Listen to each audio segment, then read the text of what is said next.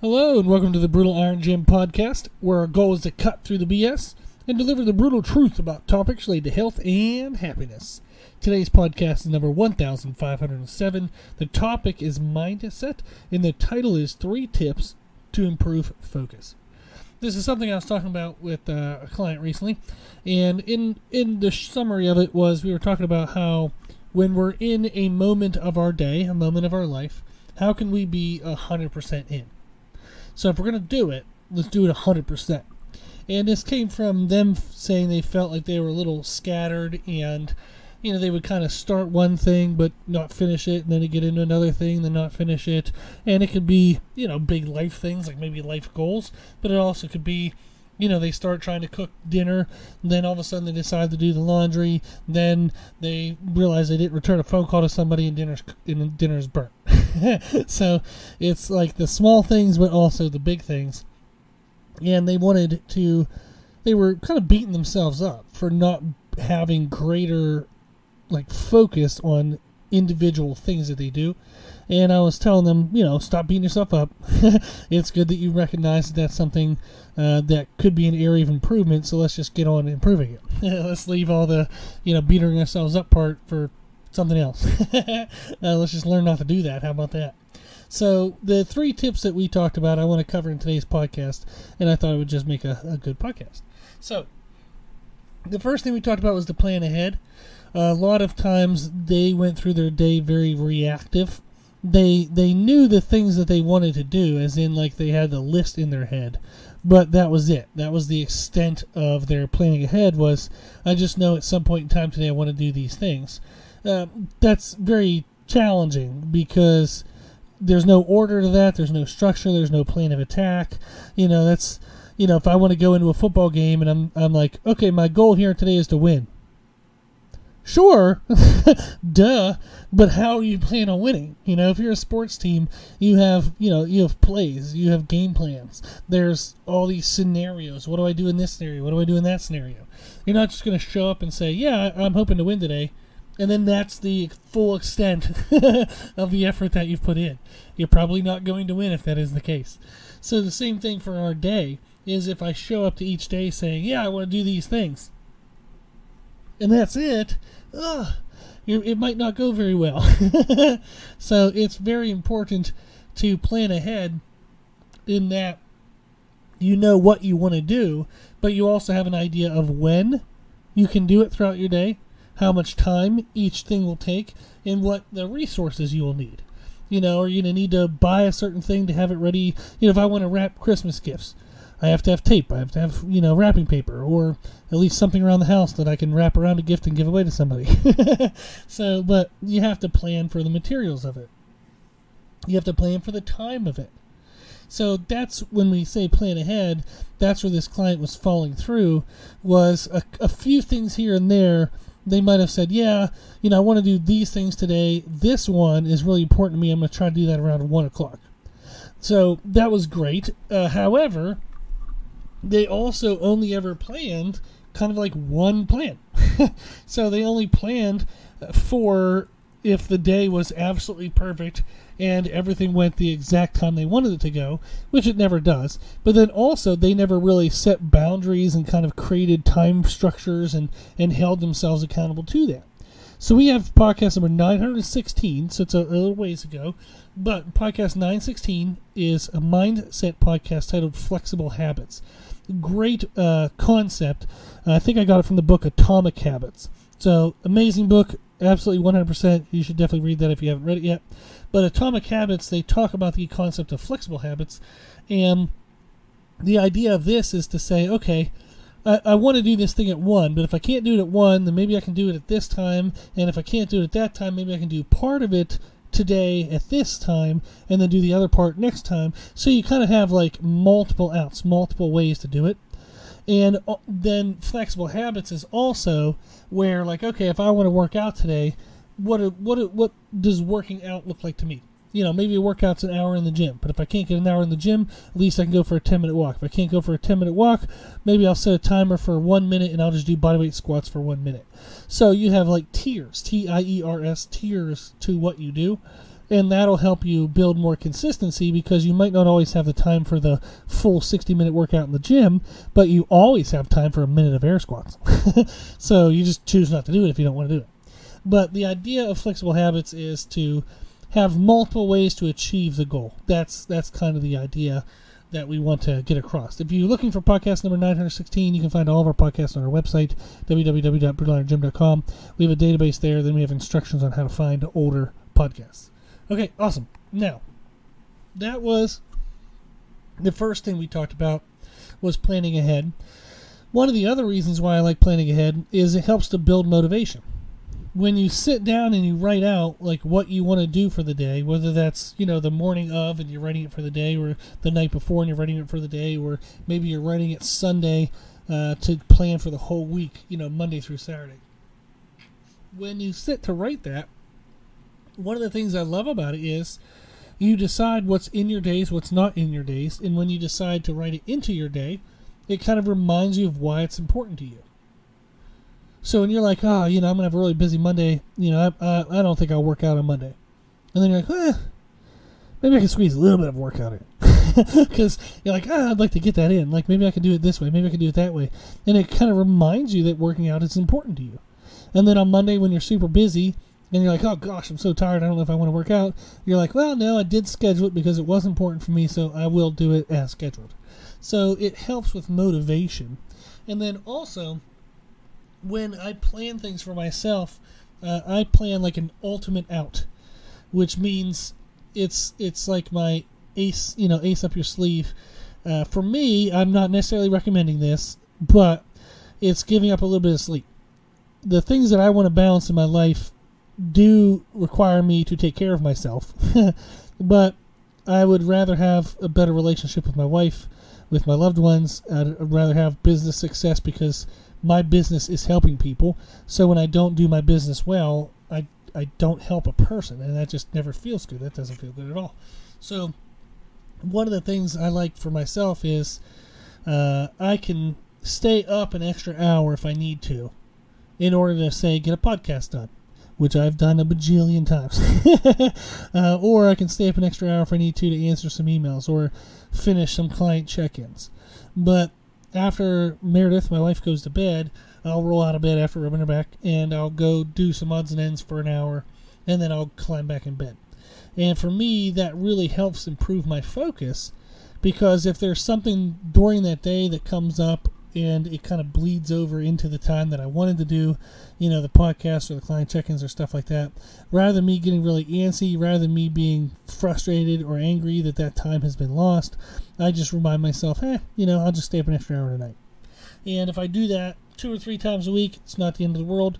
I have had, without explaining any of it, I've had sleeping difficulties my entire life. I've had conditions that cause sleeping problems, so I'm very used to being tired. It doesn't bother me much. I just had to become numb to it. So if I stay up an extra hour or 2 and I only get 6 hours of sleep instead of 7 or 8, I'll be fine. If it's a crazy day and whatever happens and I only get 5 hours of sleep, I'll be fine the next day. I just make sure that night that I go ahead and get to bed and try to get to 7 to 8 hours if I can. So I make little trade-offs here and there. And for me, having that ultimate out is incredibly, incredibly helpful for improving my focus and just improving my overall anxiety, stress, frustration throughout the day. And the next tip we talked about was to set boundaries. Know how much time you have for each thing, and then really freaking stick to the time. So if you run over, it creates a ripple effect through the rest of the day. And this is what that client was really experiencing is they were supposed to have lunch, I think it was a mid-morning snack between 10 to 11. And they have it prepared. It's already prepared. All they have to do is take it out of their food bag and put it in their face. That's it. But they often say, like, I have a meeting from 9 to 10, and then I got talking to so-and-so in the hallway, and then, I got pulled into doing this thing. The next thing I knew, it was 12:30, and it was time for lunch. And it's like, come on. That can happen from time to time, I understand. But if that's happening 4 to 5 days a week, you're never getting that meal in, you're never hitting your calories, you're trying to make them all up at the end of the day, it's not going to work well. So we were talking about how we've made it as easy. We reduced all the friction, made it as easy as possible. You just pull it out of the bag and you eat it, drink it. You know, it's pre-made. It takes 2 minutes. 2 minutes! You just have to decide to do it. So, what we were saying is, after your 9 to 10 meeting, either take it with you so you can eat it or drink it walking down the hallway back to your office, or if somebody stops to talk to you, say, hey, why don't you talk with me as I walk to my office? And this person's the head of their department, so people will walk with them if they want. They get to kind of call the shots. So I said, you can still be accessible. You can still, show the people that you supervise that you care about them. But care about them as you're walking to your office. Or I said, set a timer. Set a timer every day for, like, if you have a meeting from 9 to 10, set the timer at 10:15. So that way, if something's running over, if somebody talks to you and chats with you, the timer will go off, the alarm will go off, and then you're like, oh, hey, we can continue talking, but I need to go back to my office. So it's kind of like a reminder. I actually do this when I walk into the gym in the mornings. I try my best to get to the gym with a little bit of margin, say 10-15 minutes, and I'll set my alarm in my phone for 10 to 15 minutes after I arrive in the parking lot. And then I leave my phone on, so the sound is on, and then I walk in, and then if somebody wants to talk to me, if I see somebody I want to talk to, I know I can talk to them and not worry about how much time is passing because I have my alarm. So I can be full in on that conversation and 100% committed, 100% focused, and then all of a sudden the alarm will go off, and I go, oh, hey, thank you for talking. I do have to get back to doing some things. I'll tell them I have a phone call or something. But having that timer set helps me stay to my schedule, but it also helps me when I am engaged with people, I don't have to worry about my schedule. I have that timer set. I know it's going to go off. I know it'll bump me back in place, keep me on track. So that's really important, is to know your boundaries. Now, you can plan for margin. Like I said with the client was, plan for an extra 15 minutes after the meeting. For me, I plan for 10 minutes or so after I arrive to the gym. You can plan for margin. But what also happens is there will be things in your day that you will not expect that will eat up your margin really quickly. So you can create margin, but if you then just know that you're going to use it every day, what are you going to use when the unforeseen things happen? So you plan margin, but you also have to protect that margin. Don't just let it be chewed up by the first thing that comes up that day. Then the third thing we talked about was to have the right body language. Now, this isn't always have to do with your body, but we were talking about like face-to-face conversations. And if you're talking with somebody and you want to be fully focused on what they're saying, you're trying to avoid, kind of daydreaming while they're talking, and that's what the client said that it was something funny that they wanted to get better at. Is they said, when people talk to me, I'm engaged at first, but then all of a sudden I start thinking about all the things I need to do, or did I do this thing, did I not do that thing?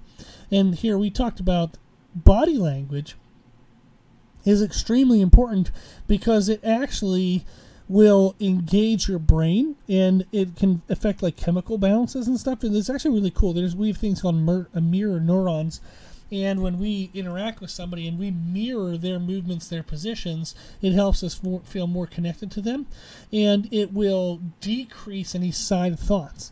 So you don't get something that kind of pings into your brain that, oh man, did I, do this at home before I left?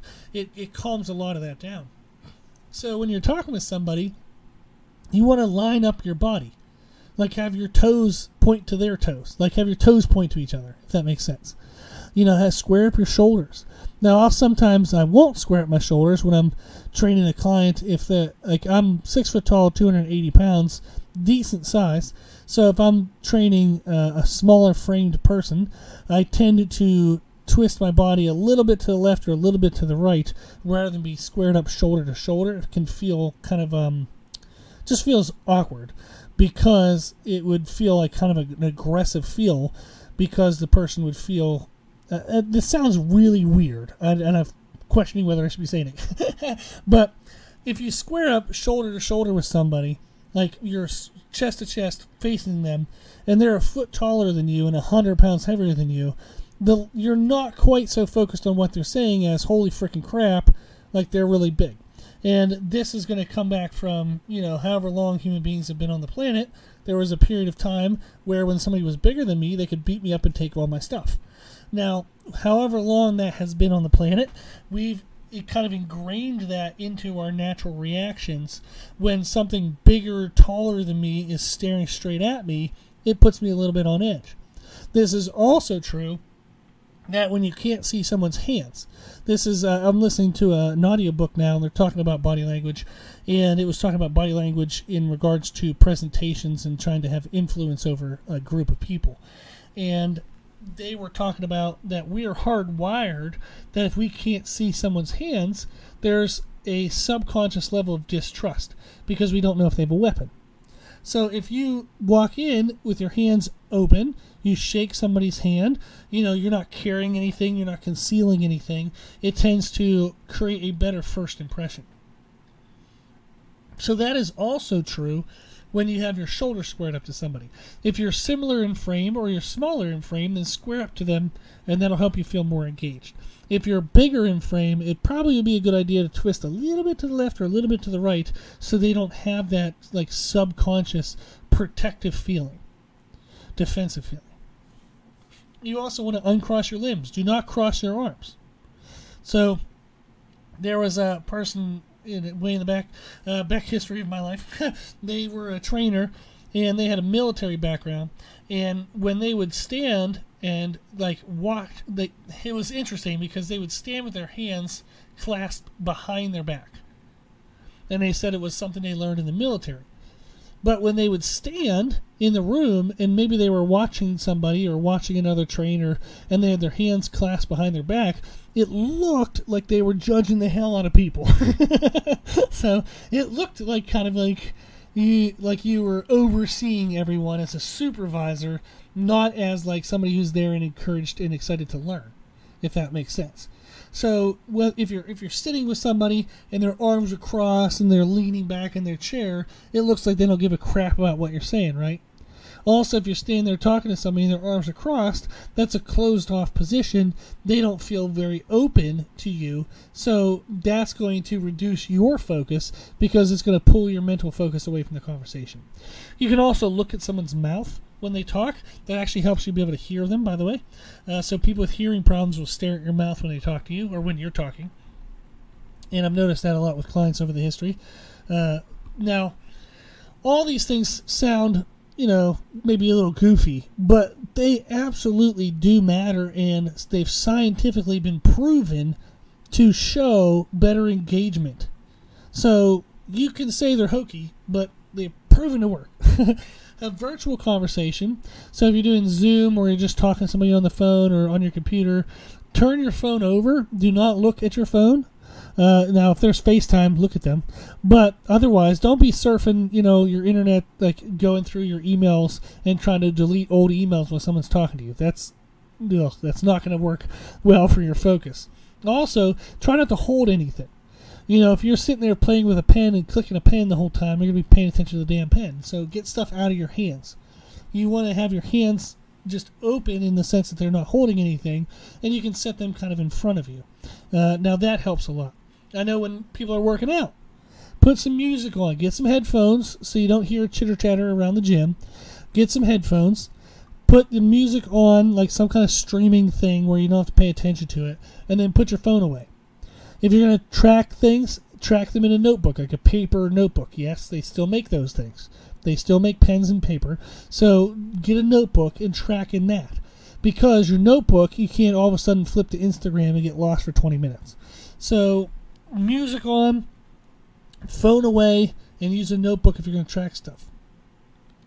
When you're doing computer work, if you have to sit and do a lot of stuff with computers, you can, again, turn your phone over. You can set emergency calls. So there's a ways to set in the phone where if so-and-so calls you, it'll ring even though your phone's on silent. Set that stuff up for your loved ones. But otherwise, put your phone on silent, flip the damn thing over, and leave it alone. Get away from it. You can create a work pattern. There's 1,000,001 research about how long people's attention spans are, and it really matters depending on individual and the type of work that they do. But creating a pattern of, say, okay, I'm going to work focused for 25 minutes, And then for 5 minutes, I'll go ahead and I'll look at my phone and see if anybody messages me or texts me. Maybe you have longer projects that you have to work at, so it's 50-10.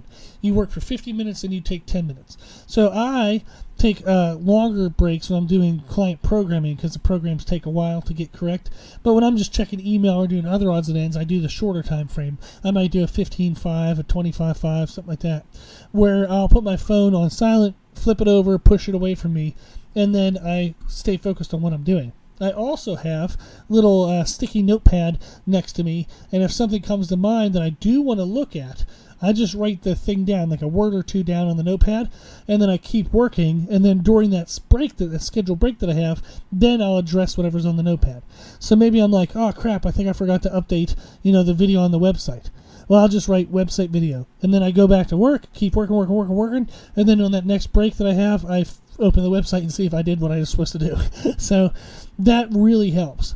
So all of these tips, they 100% do help. They've been scientifically proven to help. People have written books on how much they help, and I have seen them help in my life. I manage way more now than I have ever managed in my business career, ever. But I feel the best balance right now. I have good time and focus to spend with my wife. I get to train 5 to 6, almost 7 days a week. I very rarely take a day off, and it's been a blessing. The business has been able to grow. I've been able to help more people, and I've been able to, be the best husband I can be, take care of my physical health the best I can, and it's all these kind of things that have helped me be doing the most I've ever done in my entire life, but feel the best balanced. So I hope that you try some of these things. So if you want to be focused, it does take some pre-work. It takes some planning. But the reward for that effort is far greater than the investment. And a lot of this stuff, the overwhelming majority of it, feels like second nature once you continue to practice it and do it. So it's something where now, like when I listen to books, audiobooks about this stuff, I'll go, oh yeah, I'm doing that. That's pretty cool. Or, oh yeah, I'm doing that, but maybe I can add this little element that they mentioned that I haven't been doing. So a lot of times it's now like confirmation of what I'm doing is working, or refining what I'm doing. And that's really exciting. It's a cool place to be when listening to those books. Okay, well, I hope that was all helpful. Give it a try. If you have any questions, let me know. I'm always here, and I'm always happy to help. Well, if you like today's podcast or the podcast in general, please share it. The more people we share the podcast with, the more people it can help. You can share it on social media. You can share it in a conversation. Just let people know that we will answer their questions for free. Awesome.